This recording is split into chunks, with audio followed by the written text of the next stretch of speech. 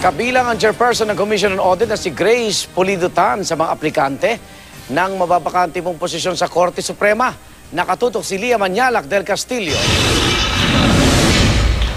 Sa May 22 magre-retiro si Associate Justice Roberto Abad at para sa pwestong kanyang babakantihin, mayroong 15 aplikante para pumalit sa kanya.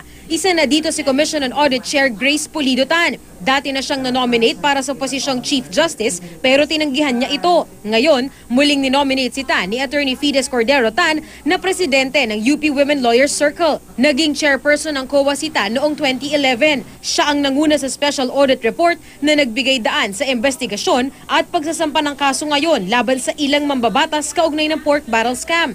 Kahindik-hindik.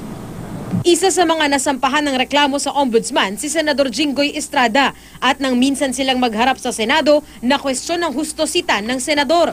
Kaya naman si Estrada hindi makapaniwala na nanomina si Tan sa SC. Ha? Wala na ba iba? Sinikap naming kunan ng pahayag ang COA chairman pero tumanggi siyang magpaunlak ng panayam.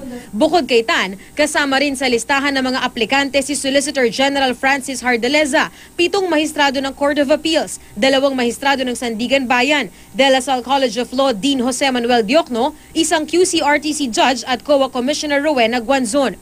Dadaan ang mga nominado sa interview ng Judicial and Bar Council na mamimili ng isasama sa shortlist na pagpipilian ng Pangulo.